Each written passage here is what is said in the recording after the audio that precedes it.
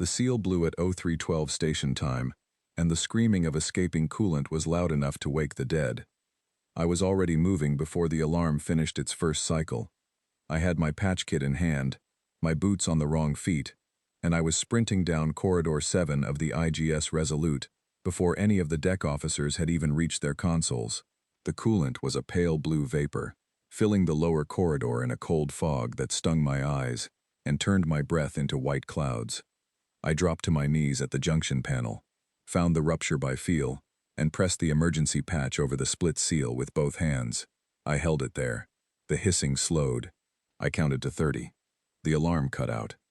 I stood up, wiped the frost from my eyebrows, and noticed the two figures standing at the end of the corridor. One was Admiral Grath Vel, the highest-ranking officer in the Galactic Syndicate's 2nd Expeditionary Fleet. He was tall, even for a Keth, with dark gray skin, and 4 arms crossed over his chest, in that way senior officers cross their arms when they are not sure whether to be angry or impressed. The metals on his uniform caught the corridor lighting and threw little stars across the frosted floor. The other figure was a woman I had not seen before. She was wrapped in a traveling cloak of deep blue, and her face was partially covered by a veil that seemed to shift in color as the residual vapor moved around her. She stood very still. She was watching me. I nodded at the Admiral. "Seals patched, sir. You will want a full replacement on the next maintenance cycle. The line's been under stress for a while." Grathvel said nothing for a long moment. Then he said, "Who authorized you to be in this section?" "Nobody, sir. I heard it blow." He looked at the sealed junction. He looked at me. He looked at the woman beside him. Then he walked away, because there was nothing else useful to say. The woman in the blue cloak stayed a moment longer. I could not see her eyes clearly through the veil, but I had the distinct feeling she was looking at me the way you look at something that does not quite fit the category you put it in. Then she turned and followed the Admiral, and the corridor was empty again, and I was alone with my patch kit and my wrong-way boots. "My name is Marcus Vale. I am 37 years old, a human male, cargo systems technician, grade 2, aboard the IGS Resolute. I have been with Syndicate Freight Operations for 4 years. Before that I was other things, but the paperwork that travels with me now does not say much about that, and I have never volunteered the information. The Resolute is a mid-size syndicate freighter, officially classified as a multi-species diplomatic support vessel, which is a polite way of saying it carries important people and their luggage between systems that would prefer not to deal with each other directly. The ship is crewed by about 240 beings from 11 different species. I am one of 3 humans on board. The other 2 are both in catering. We eat together sometimes. They are good people. They do not ask me questions, which is perhaps why we get along. I had been on the Resolute for 8 months when the Aethan Dominion requested a diplomatic transit for one of their senior figures. The request came through official channels, went up the chain, came back approved, and resulted in 48 hours of furious activity, as the ship's crew prepared for a guest of what the Syndicate calls Category 1 significance. This means real power, not symbolic power, not inherited title on a small moon power. Actual, affects the outcome of negotiations power. Nobody told me who the guest was. I found out the way I find most things out on this ship, which is by being quiet and paying attention. The guest was Princess Serath of the Aethon Dominion, 3rd in the line of succession, head of the Dominion's External Affairs Council, and, according to the very careful whispers I caught in the lower deck mess, sent on a quote-unquote observation tour, which nobody on this ship believed for a single second. The Aethon were a proud people. I had worked alongside 2 of them in my first month on the Resolute, and I had learned quickly that they did not send their royals on tourist trips. Every action they took had a purpose beneath it, and usually a purpose beneath that. She boarded at Velkara Station, which is a sprawling syndicate waypoint near the edge of the Keth corridor.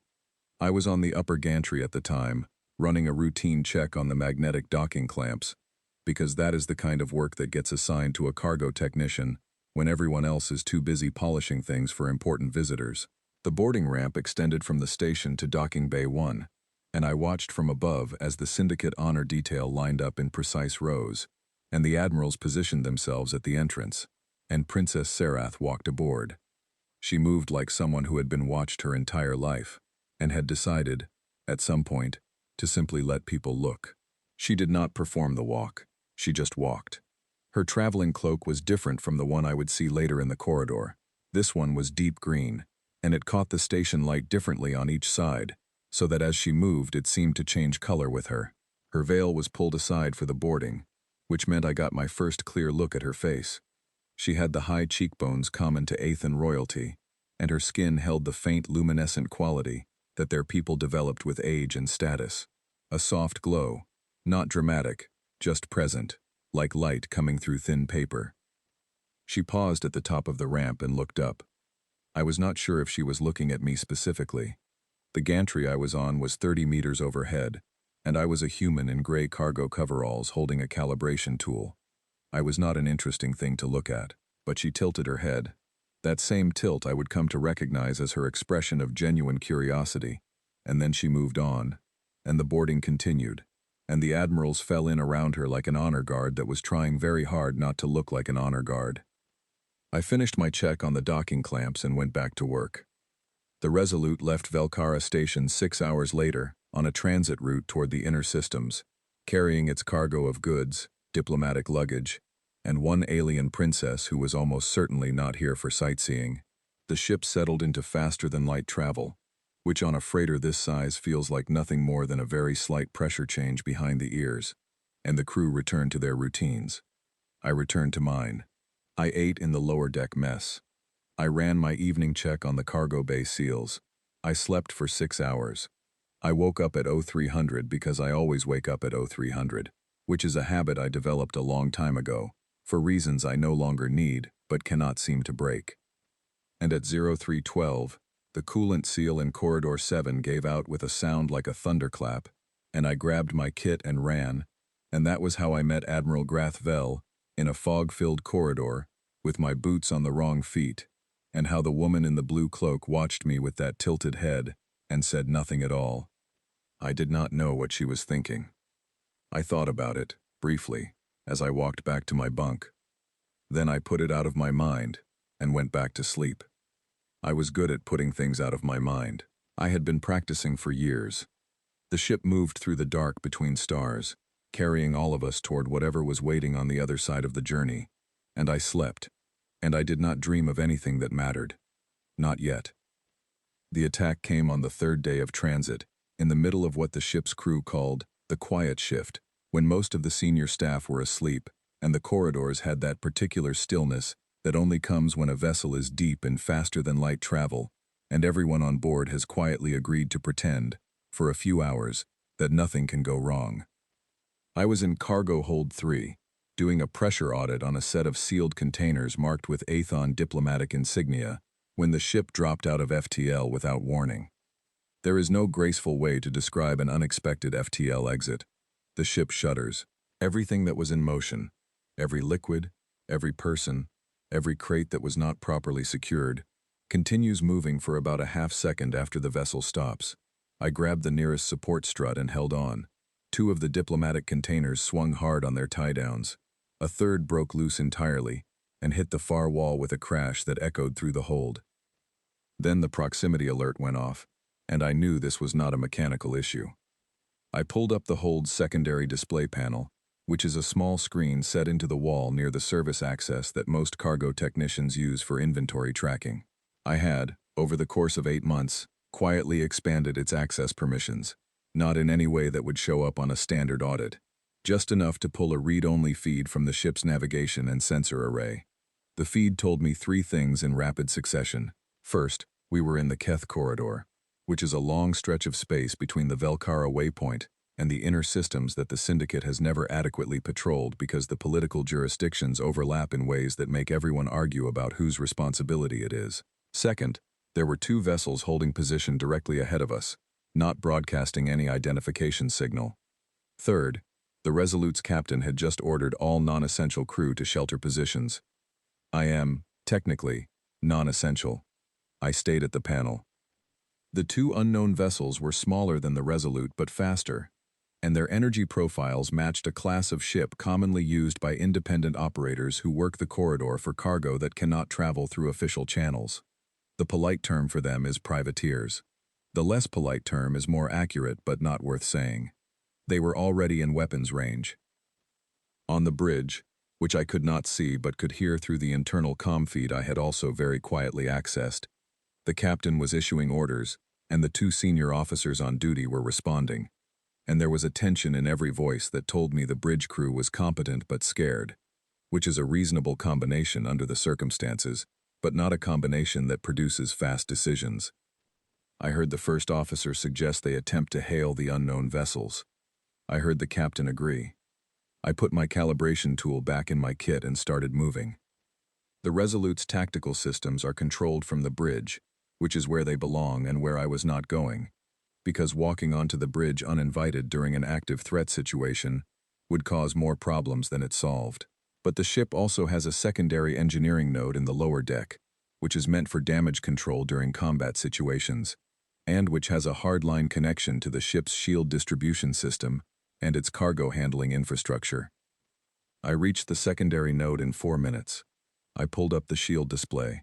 The Resolute's shields were currently balanced for standard transit, even distribution across all panels, optimized for micrometeorite deflection and radiation, rather than for stopping focused weapon fire. I changed that. I pulled power from the aft panels, which would be less useful in a head-on engagement, and pushed it to the forward and lateral panels, doubling their effective strength. It took about 90 seconds. Then I looked at the cargo handling system. The Resolute carries, among other things, a set of industrial magnetic couplers in its forward holds. These are used for moving large cargo containers in low-gravity environments. They generate a powerful directional magnetic field. They are not weapons. They are not designed to interact with other vessels in any way.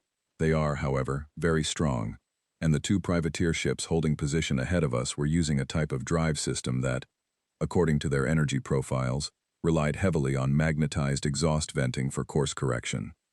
I am a cargo systems technician, grade 2. I know a great deal about magnetic couplers. I rerouted the coupler array to the forward sensor nodes and ran a targeting calculation that the system was not designed to run, and which I had to enter manually because there was no existing software pathway for what I was doing. It took 11 minutes. The bridge, during those 11 minutes, was hailing the privateer vessels repeatedly. The privateers were not responding. The tension in the comm feed was becoming something thicker than tension. At minute 12, the first privateer fired. It was a warning shot, a low-power beam that skimmed across the Resolute's upper hull and left a scorch line across two of the sensor housings. On the bridge, someone said a word that probably should not be on a diplomatic vessel. The captain ordered shields to full. The shields were already where I wanted them. They held easily. At minute 13, I activated the coupler array and fired it in a focused pulse through the forward sensor nodes toward the lead privateer vessel. The effect was not dramatic in the way that weapons fire is dramatic. There was no explosion. There was no visible beam. What happened was that the lead privateer's drive system, which was in the middle of a standard course correction burn, encountered a magnetic field of sufficient strength to overwhelm its exhaust venting controls. The ship spun. Not fast, not violently, but enough.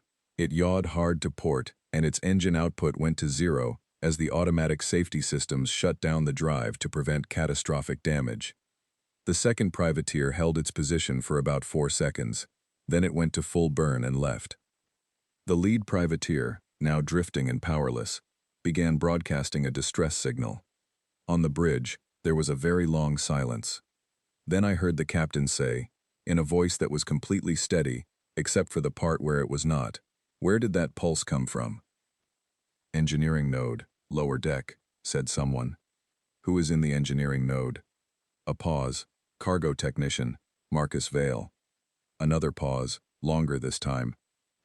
I straightened up from the console, picked up my kit, and waited. The door opened 3 minutes later. Admiral Grathvel walked in first, which I had not expected. He was followed by 2 bridge officers and, behind them, someone I had not expected at all. Princess Sarath stood in the doorway of the lower deck engineering node, still in her traveling clothes, her veil down, her expression completely unreadable. Grathvel looked at the console. He looked at me. He looked at the console again. "You diverted power from the aft shields," he said. "Yes, sir." The threat was forward-facing. The aft power was wasted. You fired the cargo coupler array through the sensor nodes. Yes, sir. The cargo coupler array is not a tactical system. No, sir. It is not designed to interface with the sensor targeting grid. No, sir. I had to write the interface manually. In 11 minutes. 12, sir. Approximately. Grathvel was quiet for a moment. His forearms were not crossed this time. They were at his sides, which, for a Keth, is a posture that means something different from the crossed arm look. It means they are processing. What made you believe this would work? He asked. Their drive type, I said. The exhaust venting uses magnetic resonance for vector control. It is a common design in independently operated vessels from this region, because the parts are cheap and easy to source. The couplers put out a field roughly 8 times stronger than any natural interference they would be designed to handle. Their safeties did exactly what safeties are supposed to do. The ship stopped. Grathvel looked at me for a long time. You had no authorization to access the shield system, he said. No, sir. Or the sensor nodes. No, sir. Or the coupler array. No, sir. Then why did you? I thought about how to say it simply. Because they fired on us, sir, and I had a way to stop it, and nobody else was in a position to see it. I did not think waiting for authorization was the right choice. He held my eyes for another moment. Then he said, "Report to the bridge at 0800 for a formal review of this incident." He left. The 2 bridge officers left. The doorway was empty except for the princess, who had not moved or spoken during the entire exchange. She stood there for a moment after Grathvel's footsteps faded down the corridor. She was looking at me with that tilted head expression. Then she said quietly, in accented standard, "The cargo coupler array." "Yes," I said. "You looked at a cargo system and saw a weapon." "I looked at a cargo system and saw a tool," I said. The situation decided what it was for. She looked at me for another moment. Then she nodded, once, slowly, and walked away. I stood in the engineering node for a little while after that, listening to the ship settle back into its normal sounds, the hum of systems returning to standard operation, the distant voice of the captain on the comm telling the crew the situation was resolved. I packed my kit. I checked the time. It was a little past 0400. I had 4 hours before the formal review. I went to the mess, got something to eat, and sat alone at the end of a long table and thought about whether I had handled things correctly. I decided I had. The math was simple. The ship was safe. The crew was safe. The diplomatic guest was safe. The review would be what it would be. I drank my tea and did not worry about it. Outside the viewport, the stars were steady and cold and very far away, and the drifting privateer vessel turned slowly somewhere behind us, broadcasting its distress signal into the dark. Nobody on the Resolute answered it. I was not sure if that was the right call. But it was not my call to make, so I let it go. Somewhere on the upper deck, I suspected, a princess was sitting in her cabin thinking about cargo couplers, and that thought made something almost like a smile cross my face, before I put it away and finished my tea. The formal review was held in Conference Room B, which is a small room on the upper deck of the Resolute, with a long table, uncomfortable chairs, and a view of open space through a single narrow viewport. I had been in rooms like this before. Different ships, different species, different tables. The feeling was always the same. A room designed to make whoever sits on one side of the table feel that the other side holds all the power. I sat on the shorter side. 3 syndicate officers sat across from me. 2 I recognized from the bridge, Lieutenant Commander Orath and Navigation Senior Fen Kale, who was a Tessari with pale gold eyes that blinked independently of each other. The 3rd officer was someone I had not seen before on the Resolute, a human woman in a syndicate uniform with a rank insignia I needed to look at twice. Fleet Adjudicator. That was a title that appeared when someone important wanted someone else to be very sure they were being taken seriously. Her name, as she introduced herself, was Adjudicator Claire Sutton. She had short dark hair going silver at the temples, steady brown eyes, and the look of a person who has conducted a great many reviews and found almost all of them tedious, but who does this job anyway, because someone has to do it carefully. I respected that kind of person immediately. She placed a small recording device on the table, stated the date, the location, the nature of the review, and my name and designation. Then she said, "Before we begin, I want to note that there is a request on file from a diplomatic guest to observe this proceeding." Lieutenant Commander Orath said, very carefully, "Protocol does not allow civilian observers in formal disciplinary reviews." "Protocol is being acknowledged," Claire Sutton said. "The request is also being acknowledged. Admiral Grathvel has noted that the ultimate decision on the matter of the observer rests with the adjudicator's office." She looked at the door. "Given the rank of the requester, I am exercising discretion." The door opened. Princess Sarath walked in and took the chair at the end of the table, equidistant from both sides, which was either a diplomatic choice or a mathematical one or possibly both. She sat with the easy stillness of someone who knows that their presence in a room changes the weight of everything in it, and has simply accepted this fact. Orath said nothing more about protocol. Claire Sutton began the review. She walked through the sequence of events methodically, referring to the ship's logs and sensor records, asking me questions, noting my answers. The tone was professional. The questions were precise. I answered in the same tone, in the same precision. I did not offer more than was asked.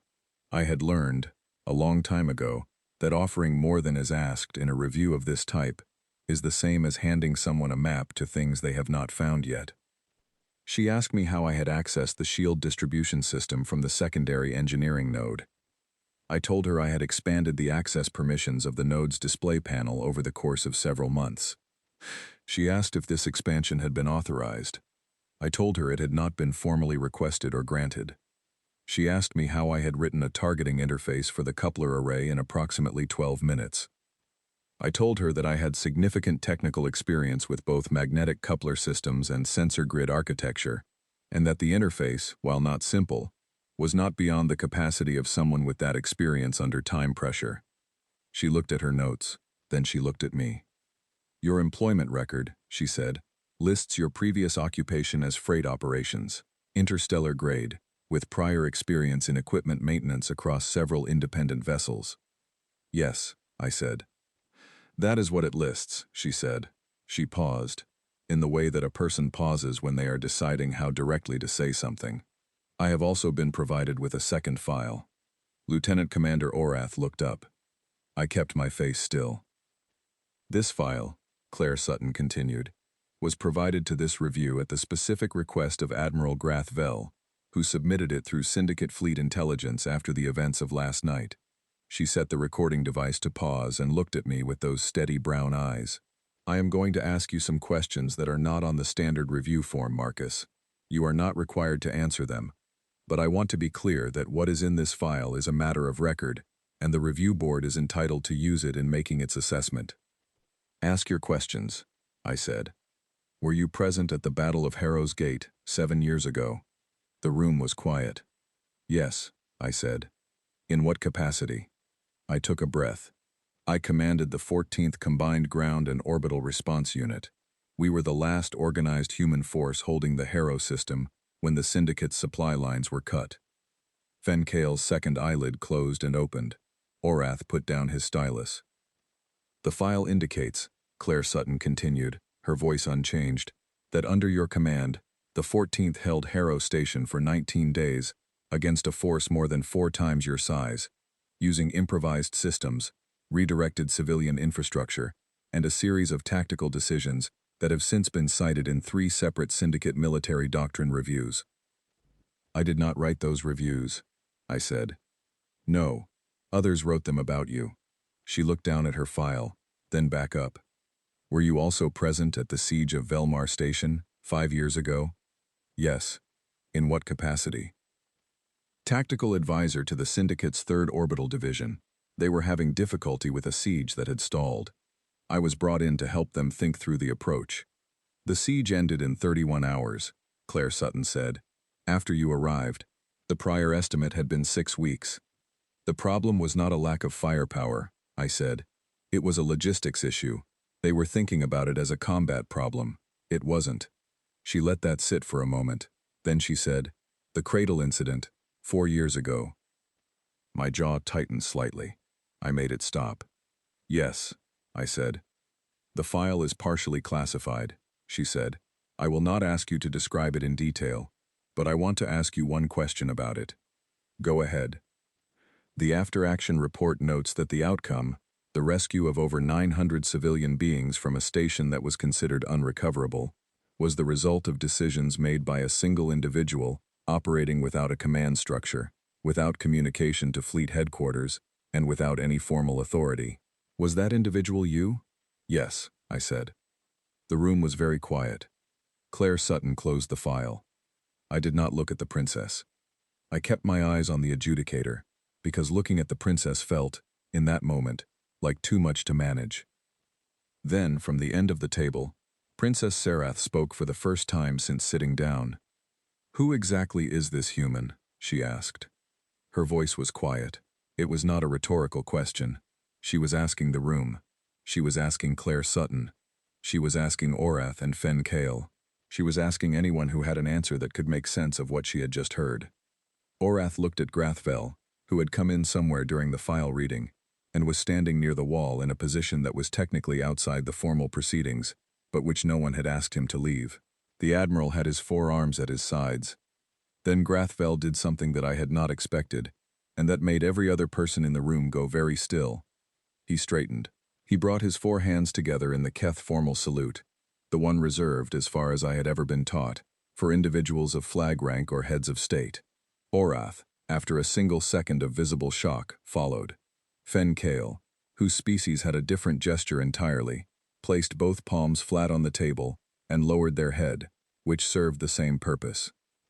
Claire Sutton set her recording device down and folded her hands and said nothing, but there was something in her expression that was not quite a smile, and was not quite awe, and was perhaps somewhere between the two. The princess was looking at me. She had not taken her eyes off me since the moment she asked her question, and she was still looking at me now as the Admirals saluted the cargo technician in the gray coveralls sitting at the short end of the table. I did not know what to do with any of it. So I did what I always do with things I do not know what to do with. I looked at the viewport. I looked at the stars. I breathed. And then I said, in the most ordinary voice I could manage, "I would like to request that the review note I fix the seal in Corridor 7 before any of this came up. That was also my job, and I think I did it well." Claire Sutton made a sound. I am fairly sure it was a laugh that she turned into a cough at the last possible second. The princess pressed her lips together. Her eyes were bright. Grathvel lowered his salute. He looked at me for a long moment. Then he said, in the tone of someone making a formal notation, "The review is suspended pending further evaluation of relevant personnel records." He paused. "The seal repair has been noted." He left the room. The others filed out slowly, in the way that people file out when they are not sure what the correct pace is for leaving a room where something unexpected has just happened. The princess stood up last. She walked toward the door, then stopped near my chair and looked down at me. "The corridor," she said. 0312. You were the first one there." "I heard it blow," I said. "Before the alarm." I shrugged. "I sleep lightly." She studied me for a moment. "You are a complicated man to be in a cargo uniform," she said. "The uniform is comfortable," I said. "The cargo doesn't ask me questions." She nodded, slowly, as if filing that away somewhere specific. Then she walked out. I sat at the short end of the table for a little while longer, looking out the narrow viewport at the stars, thinking about how a seal had blown, and a ship had been stopped, and a file had been opened, and 3 admirals had saluted a Grade 2 cargo technician, and a princess was now walking the corridors of this ship thinking about who I was. I had spent 4 years building a quiet life, a careful life, a life where nobody looked too closely at the details. I could feel that life growing thinner around the edges. I picked up my kit. I walked out of Conference Room B. I went back to my cargo hold, because the tie-down on Container 7 had been worrying me since the FTL exit, and I wanted to check it before anything else decided to become complicated. The container was fine. I checked it twice anyway, because I needed something to do with my hands. She found me in Cargo Hold 3 at around 2100, when the ship had settled into its evening cycle, and most of the crew had drifted toward the mess or their bunks. I was rechecking the tie-down calibrations on the second row of containers, which did not need rechecking, but the work gave my hands something to do, and my mind somewhere to rest that was not the events of the morning. I heard her footsteps. Athen have a distinctive walk. They place the heel before the toe, which is the opposite of most humans, and it gives their step a very slight fall and catch rhythm that is recognizable once you have heard it. She came in without knocking, which was reasonable since cargo holds do not have doors you knock on, and she looked around the hold for a moment before she found me at the far end. She was wearing simpler clothes than I had seen her in before. No cloak, no veil. A plain tunic in dark gray, fitted trousers, soft boots. She looked like a person who had decided to be comfortable for the evening and had also decided to go somewhere that comfortable people do not usually go. She pulled over an empty cargo crate, sat on it, and folded her hands in her lap. "I hope you do not mind," she said. "It is your ship," I said, without thinking. Then I corrected myself. "I mean, you are a guest of the syndicate, so technically—" "It is not my ship," she said. "But I appreciate the sentiment." She looked around the hold, the stacked containers, the tie-downs, the soft hum of the climate controls. "You like it here?" "It is quiet," I said. "People leave you alone in cargo holds." "I imagine they do."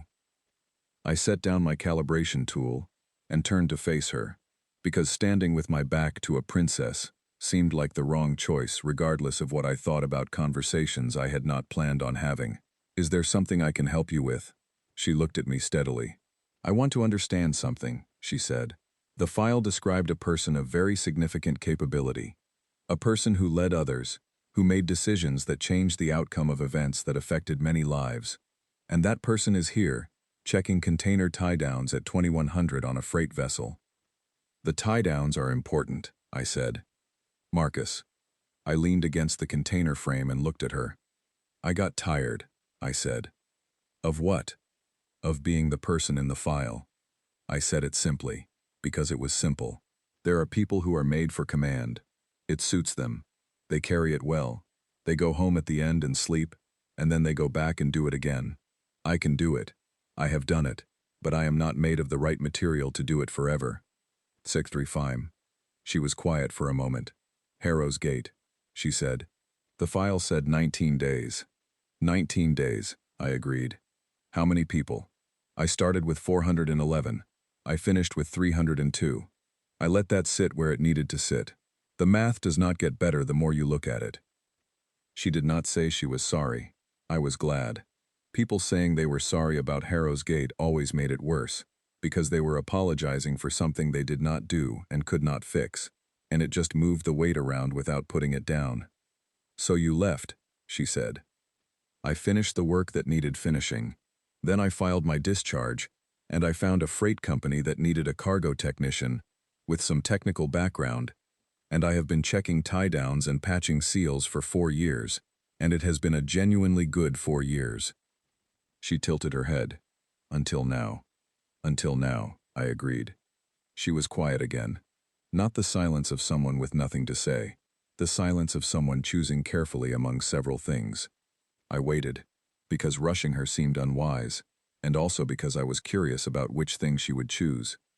"I will tell you something that I should not tell you," she said, "and I am going to tell you because what I heard in that review room this morning changed my assessment of this situation significantly." I straightened slightly. "All right. I am not here on an observation tour." "I know," I said. She paused. "You knew?" I assumed. Athen royals do not travel on syndicate freighters for sightseeing. The cover story is plausible enough for official channels, but it doesn't hold up if you think about it for more than a few minutes. She looked at me with an expression I was beginning to understand, the one that combined calculation with something approaching amusement. "The Dominion," she said, slowly and carefully, "is facing a deteriorating situation on our northern border. The Velketh coalition has been increasing pressure for 18 months. There have been incidents. There will be more. My council believes we are 18 to 24 months from an active conflict." I said nothing.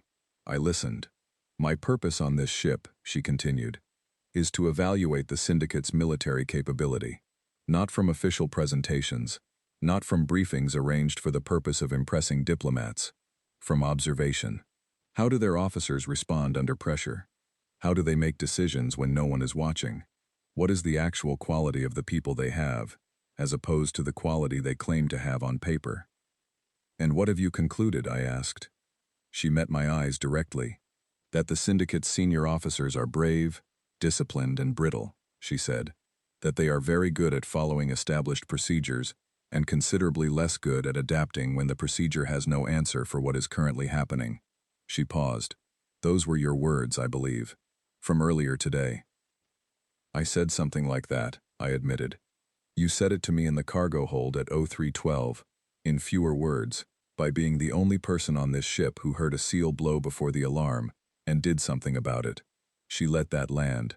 I watched Grathvel freeze for 4 seconds when the pirates fired. 4 seconds is not a long time. But the person you sent me to evaluate, Marcus, the person I was told was the backbone of Syndicate military response, froze for 4 seconds. "He unfroze," I said, "because Grathvel had, in my experience, handled the aftermath competently." "He unfroze," she agreed. "But by then, someone else had already solved the problem." I looked at the floor, then I looked back up at her. "You're going to ask me something," I said. "Yes," she said. "I am going to ask you to help my people." I was quiet for a long moment. "Why would you think I would do that?" I said. "I am not Athan. I have no stake in your border situation. I am a human cargo technician on a syndicate ship, which makes me, politically, about as neutral as it is possible to be." She looked at me steadily. "Because at 0312 you fixed a seal that was not your direct responsibility, in a section of the ship you had no current assignment in, using tools you carried on your own initiative, before anyone asked you to." I did not say anything. "You do not wait," she said, "for permission to prevent a disaster. That is either a habit or a character. I think it is a character, and a character like that does not choose what it cares about, based on what is politically convenient." She paused. "The Velketh coalition is not a border problem for the Athon Dominion only. If the Dominion falls under coalition pressure, the Keth corridor, the same corridor we were traveling through when those privateers found us, becomes a coalition-controlled zone. The Syndicate loses a trade route. Human freight operations in this region, including the company you work for, lose access to approximately 30% of their standard transit paths." I looked at her.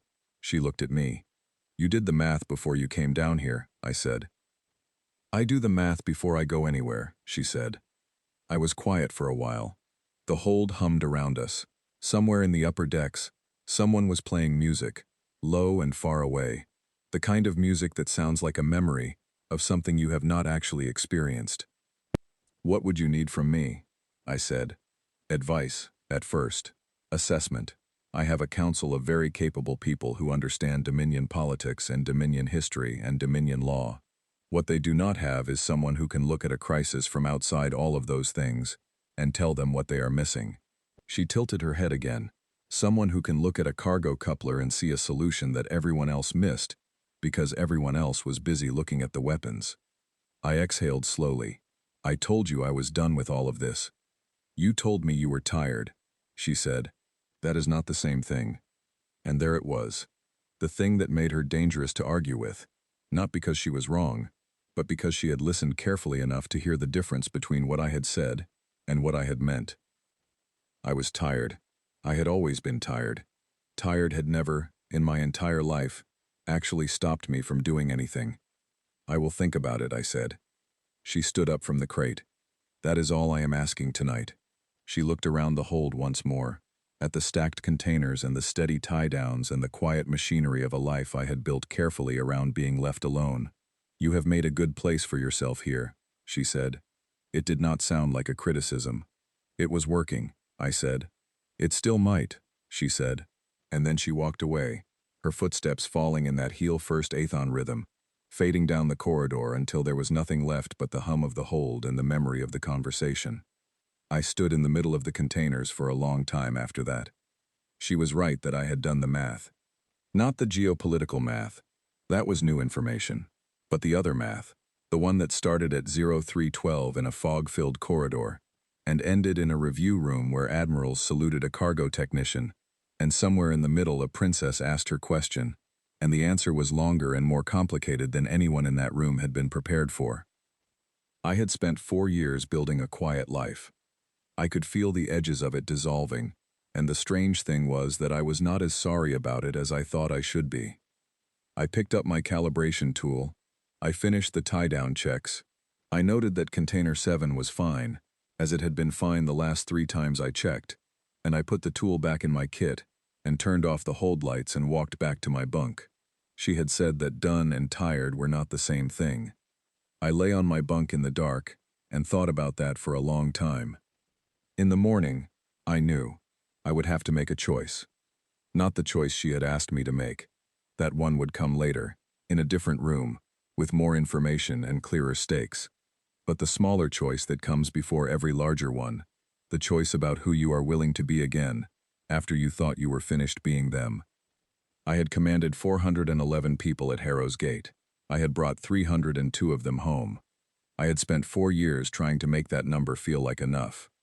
Maybe it was time to stop making it feel like anything, and just do the next thing that needed doing. The ship moved on through the dark, carrying us toward Velcara Prime and whatever came after.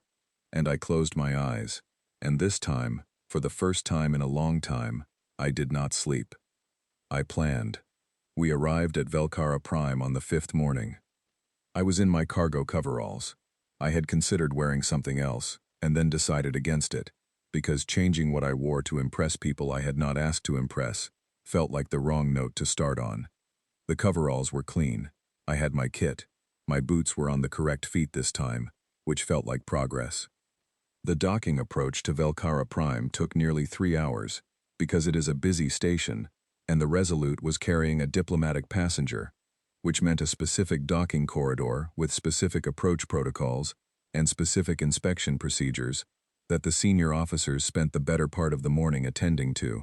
I spent the better part of the morning checking that all the cargo in the holds was properly secured for docking, which it was, and running a final audit on the systems I had modified over the past few days, which I then carefully returned to their original configuration, with the exception of the coupler array, which had been flagged in the review and was no longer mine to quietly manage. I did not see the princess that morning. I had not expected to. At 11:40, one of the diplomatic aides knocked on the hold door and told me, with elaborate politeness, that my presence was requested at the docking exit at 1300. By whom? I asked.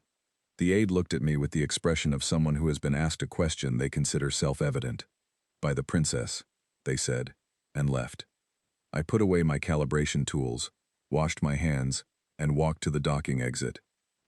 The honor guard from Velcara Prime was already assembled when I arrived. They were Aethon warriors in formal regalia, tall, precise, with the same luminescent quality to their skin that the princess had, brighter in some of them, an indicator of lineage as much as health.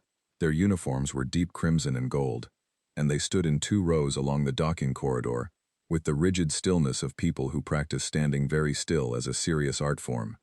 Between the honor guard, at the head of the passage, stood Admiral Grathvel. To his left, Adjudicator Claire Sutton. To his right, Lieutenant Commander Orath, and behind them, a cluster of other syndicate officers, who had evidently been invited or instructed to attend. They were all facing me. I stopped walking. Grathvel's expression was, as usual, difficult to read. The Keth face is not built for the kind of emotional broadcasting that humans use, and Grathvel was a senior officer who had spent decades making it even harder to read than average. But his forearms were at his sides, not crossed, and that meant something. The princess appeared from the inner corridor, slightly behind the assembled group. She had changed into formal Dominion dress, a layered garment in the Aethon ceremonial colors, with her rank insignia visible at the shoulder and her veil entirely absent. She moved to the front of the group and stood between the honor guard and the syndicate officers, which placed her at the exact center of the passage. She looked at me. "Marcus Vale," she said, clearly enough for everyone present to hear. "Cargo Systems Technician, Grade 2, IGS Resolute." She paused. "And formerly, General Marcus Vale, Commanding Officer, 14th Combined Response Unit, decorated 4 times for tactical excellence, cited in Syndicate military doctrine on 3 separate occasions, and the person primarily responsible for the survival of over 900 civilians in the Cradle incident." She looked around at the assembled group and then back at me. I wanted the record to be complete before I said the rest. I kept my face still. The record is a matter of some privacy, I said. Yes, she agreed, and I respect that, but what I am about to say requires the foundation. She looked at the syndicate officers. This morning, I transmitted a formal request to the Athon Dominion High Council to invite Marcus Vale to present before the Council as a strategic advisor on the matter of the northern border situation. The Council has accepted. She looked back at me. I am formally extending that invitation now, in front of witnesses, because I want you to understand that this is not a private conversation or a quiet arrangement. This is an official request, made openly, that you come and speak with my government and help us think through something that matters. The honor guard had not moved. The syndicate officers were very still. I am also, the princess continued, extending a personal request, which is that you stop hiding. The corridor was completely silent. I looked at her. I looked at Grathvel, whose 4 arms were at his sides. I looked at Claire Sutton, who had her hands folded and her steady brown eyes on me, and that expression that was not quite a smile. I thought about Harrow's Gate. I thought about Velmar in the cradle, and 4 years of cargo holds and sealed seals and tie-downs checked 3 times in a row, because the work was simple, and the work was honest, and the work did not ask me to be anything more than what I was willing to be on a given day. I thought about what the princess had said in the hold the night before, about tired and done being different things. I looked at the floor. I looked at my coveralls. I looked up. I have not prepared a formal presentation, I said. I only have what I noticed on the way here. That, the princess said, is precisely what we need. I took a breath. Then Grathvel raised his 4 hands in the formal Keth salute, precisely and deliberately, looking directly at me. Orath followed immediately.